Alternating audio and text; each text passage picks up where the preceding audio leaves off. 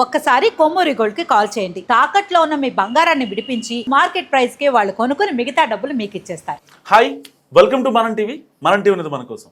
2024 ఎన్నికల్లో ఘోరంగా దెబ్బతిన్న వైసీపీ ఈసారి ముందే అలర్ట్ అవుతుంది. గత అనుభవాల నుంచి పాఠాలు నేర్చుకుంటూ విఫల ప్రయోగాలను ఇక పక్కన పెట్టాలనుకుంటున్నట్టు కూడా తెలుస్తుంది. తమ వారసులకు రాజకీయ రాచబాట వేయాలని కలలుగంటున్న కొందరు వైసీపీ సీనియర్స్ గత ఎన్నికల్లో ఒక ఎక్స్పెరిమెంట్ చేశారు. సో పార్టీ అధిష్టానాన్ని ఒప్పించి తమ వారసులకు టికెట్లు ఇప్పించుకున్నారు. కానీ ఫలితాలు మాత్రం పూర్తి రివర్స్లో వచ్చేసరికి ఈ విషయంలో హైకమాండ్ మళ్ళీ రీథింక్ చేస్తుంది. తిరుపతిలో భూమన అభినయ్ రెడ్డి, చంద్రగిరిలో చెవిరెడ్డి మోహిత్ రెడ్డి, మచిలీపట్నంలో పేర్ని కిట్టు, ఇలా బరిలో దిగిన వారసులందరికీ షాకులు తగిలాయి. అందుకే వచ్చే ఎన్నికల్లో అలాంటి ప్రయోగాలకు బ్రేక్ వేయాలన్న ఆలోచనలో వైసీపీ హైకమాండ్ ఉందట. కీలక స్థానాల్లో అనుభవం ఉన్న సీనియర్ నేతలనే బరిలోకి దించాలని కూడా నిర్ణయం తీసుకున్న సమాచారం.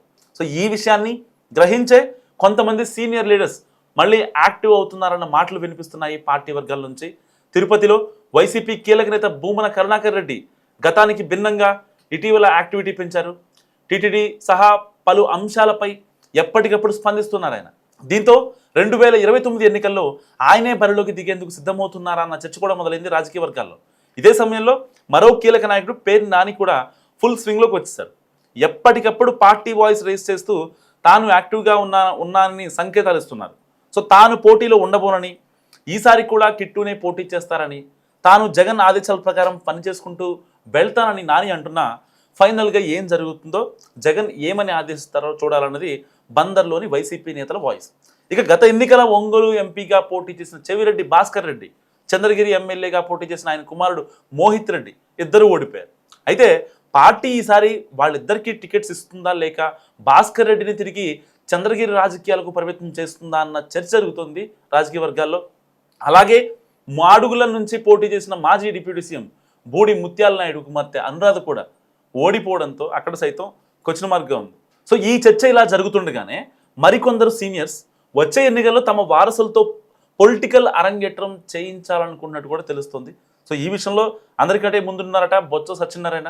ఈసారి తన కుమార్తెను చీపురుపల్లి నుంచి పోటీ చేయించాలన్న ప్లాన్లో ఆయన ఉన్నారు. సో అలాగే మాజీ ఉపసభాపతి కోలగట్ల వీరభద్రస్వామి తన కుమార్తెకి టికెట్ అడగాలని కూడా చూస్తున్నారు. సో శ్రీకాకుళంలో ధర్మాన సోదరులు తమ వారసులను బరిలోకి దించే యోచనలో ఉన్నారు. అండ్ ప్రకాశం జిల్లా చెందిన మాజీ మంత్రి ఆదిమూలపు సురేష్ కూడా తన వారసుడిని పోటీలో నిలపాలని చూస్తున్నారు. సో మాజీ మంత్రి జోగి రమేష్ వారసులు పొలిటికల్గా యాక్టివ్ రోల్ ప్లే చేస్తున్నారు. ఇదే సమయంలో మాజీ మంత్రులు అంబటి రాంబాబు అండ్ కాకాని గోవర్ధన్ రెడ్డిల కుమార్తెలు కూడా అనూహ్యంగా పొలిటికల్ ప్రజెన్స్లోకి వచ్చేయడంతో ఈసారి వాళ్ళు టికెట్ రేస్లో ఉంటారన్న అంచనాలు ఉన్నాయి. కానీ కీలక స్థానాల్లో ప్రయోగాలకు వెళ్లకుండా తండ్రులే బరిలో ఉంటే మంచి రిజల్ట్స్ వస్తాయని వైసీపీ హైకమాండ్ స్థిరమైన అభిప్రాయంతో ఉన్నట్టు కూడా తెలుస్తుంది. ఇదే సమయంలో మరో ఆసక్తికరమైన వ్యూహం కూడా రాజకీయ వర్గాల్లో చర్చకు వస్తుంది. కొన్ని చోట్ల సీనియర్ నేతలను ఎంపీలుగా పోటీ చేయించి అక్కడ అసెంబ్లీ టికెట్ వారసులకు ఇవ్వాలన్న ఫార్ములా కూడా పరిశీలనలో ఉందట. సో దానికి జగన్ గ్రీన్ సిగ్నల్ ఇస్తారా లేదా అన్న విషయంలో మాత్రం ఇంకా క్లారిటీ లేదు. సో సీనియర్ నేతలను తప్పించి యువరక్తంతో ఎన్నికలకు వెళ్లాలని టీడీపీ సహా కూటమి పార్టీలు చూస్తుంటే వైసీపీ మాత్రం అందుకు భిన్నంగా సీనియర్ నేతలతో యుద్ధం చేయాలని అనుకుంటుంది. సో ఈ పరిస్థితుల్లో ఫైనల్ ఏం జరుగుతుందో, జగన్ ఎవరికి గ్రీన్ సిగ్నల్ ఇస్తారో చూడాలనుకుంటున్నారు పొలిటికల్ పరిశీలకులు. సో మీరేమనుకుంటున్నారు?